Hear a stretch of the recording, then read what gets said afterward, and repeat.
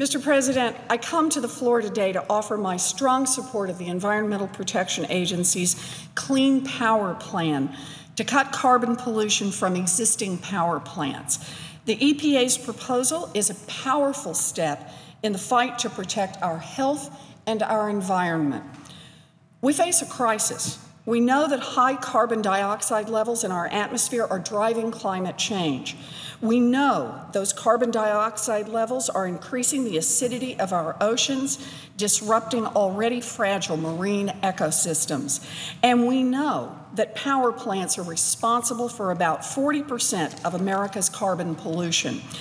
Add all that up, and we know enough to know that reducing carbon pollution from power plant emissions will make a real difference in the fight against climate change.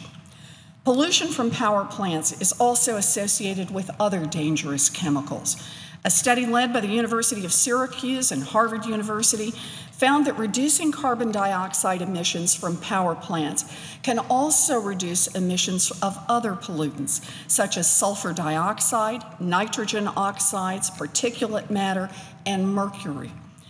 These dangerous chemicals contribute to acid rain, the destruction of ecosystems, ozone damage to trees and crops, and mercury in fish.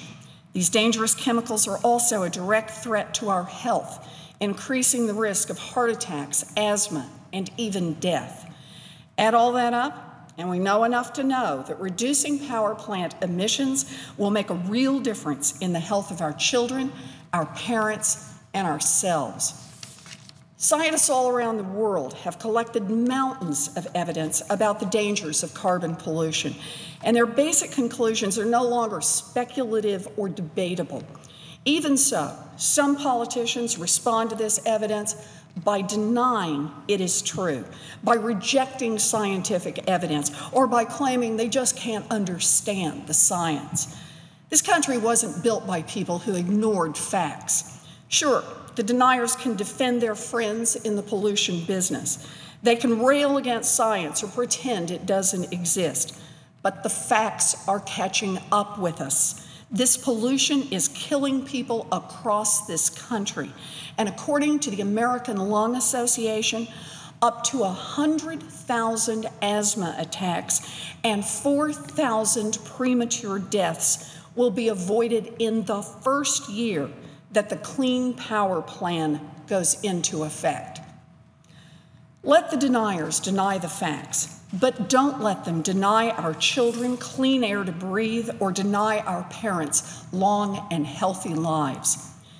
The EPA's draft proposal, based on its authority under the Clean Air Act, is a common sense approach that builds on work already underway in states and cities across the country. Under the proposal, states will work with the EPA to reduce carbon pollution, and they can use a variety of tools to do it. The Clean Power Plan encourages states to be creative and efficient, to partner with private industry to give our children a safer, healthier world. In Massachusetts, we've seen how effective these solutions can be. After passing laws to improve energy efficiency and encourage renewable energy production, the Commonwealth joined neighboring states as part of the Regional Greenhouse Gas Initiative. We call it RGGI, and since 2005, RGGI has helped member states cut carbon emissions by 40%. RGGI has shown results, and it has done so with bipartisan support and the backing of many members of the business community, members who understand that taking action against pollution is not only good for our public health and our environment, it's also good for business. The fight against carbon pollution is about protecting our health, protecting our communities, and protecting our future. But make no mistake, this fight is also about whether this country works only for big energy companies or whether it works for everyone else too.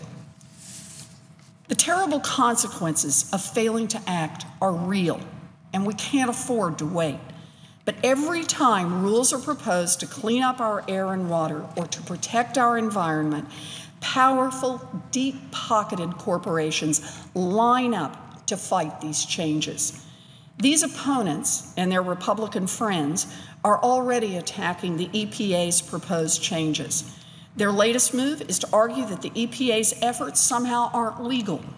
That argument is laughable. 7 years ago, my state of Massachusetts led a multi-state fight that went all the way to the United States Supreme Court to force the EPA to do its job to address carbon pollution in this country. We won that case, and we started a process that resulted in a Supreme Court ruling that the EPA has the authority to regulate greenhouse gas emissions under the Clean Air Act. But instead of embracing change, instead of working to develop rules to reduce pollution and protect the air we breathe, some companies and their Republican friends have fought change at every step. They loudly defend a world where polluters cut their costs by spewing dangerous chemicals and greenhouse gases into our air and our water, leaving it to everyone else to deal with the consequences of their pollution. They loudly defend a world where giant oil companies suck down billions of dollars in subsidies every year, while the green energy industries of the future fight for every scrap of support. And they quietly work to tilt the playing field against the technologies of the future so that clean energy entrepreneurs and innovators have a harder time succeeding, while dirty energy companies keep raking in the profits. Climate change is real. More than 120 million Americans live in counties that border the shoreline, and a rising sea threatens their homes and their communities. Millions more live in the paths of wildfires or will be caught in the droughts that will devastate our land. But unlike big energy companies, they don't have armies of lobbyists and lawyers to protect their interests. They see Washington ignore these problems, and they see a system that is rigged against them. These millions of Americans have only their voices, and they call on us to fight for them, to fight for meaningful action to address climate change. The EPA's new Clean Power Plan is one part of the solution. We must build on this proposal and continue our efforts to cut carbon pollution, to improve energy efficiency, and to invest in building a clean energy economy. I applaud President Obama and EPA Administrator McCarthy for their leadership in stepping up and pushing for meaningful standards, and I expect that a strong final rule will be implemented next year. Because no matter the opposition, no matter how powerful those industries that would let our forests burn, let our crops dry up, let our children get sick, and let our cities drown just to protect their own profits, we have no choice but to take real action to fight climate change. The simple truth is that our future depends on it.